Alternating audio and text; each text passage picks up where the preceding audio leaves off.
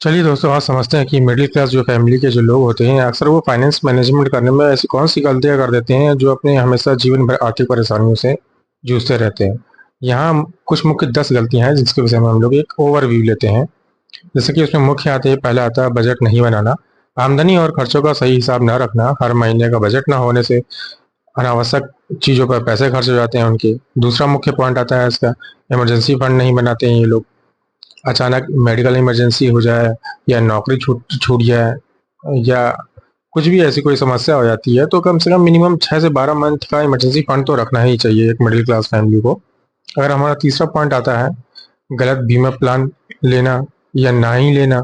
Health insurance और term insurance को नज़रअंदाज करना।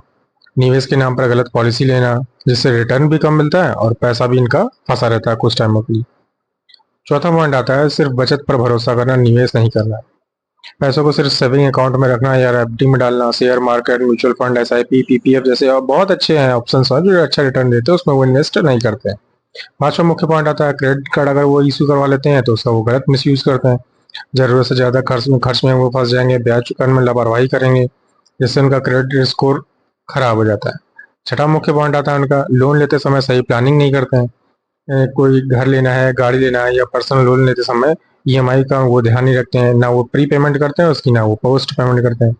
सेवंथ मुख्य पॉइंट आ जाता है रिटायरमेंट प्लानिंग में वो देरी कर देते हैं। रिटायरमेंट प्लानिंग उनको सही से शुरू कर देना चाहिए इसका निवेश, जैसे कि ईपीएफ हो गया, एनपीएस हो गया, पीपीएफ जैसे बहुत सारे रिटायरमेंट प्लान होते हैं जिसमें वो इन्वेस्ट कर सकते हैं। एट पॉइंट आता है बच्चों की पढ़ाई के लिए सही से प्लानिंग ना करना।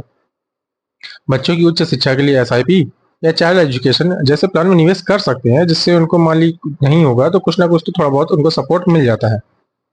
9 पॉइंट आते हैं, हम बात करते हैं फालतू खर्चों पर कंट्रोल ना करना। ब्रांडेड चीज़ों या अनावश्यक चीज़ों पर ज़्यादा खर्च करना। ज़रूरत और इच्छा में फ़र्क ना कर पाना, जो जिससे उनको काफ़ी नुकसान हो जाता है। 10वां पॉइंट आता है टैक्स प्लानिंग में लापरवाही।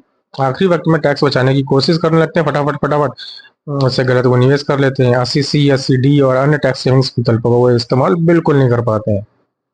तो अगर ये मिडिल क्लास ये गलतियां अगर अपनी सुधारता है तो काफ़ी हद तक फैमिली वित्तीय रूप से जो है स्ट्रांग हो सकती है और उस पैसों को कहीं और यूज़ करेगा।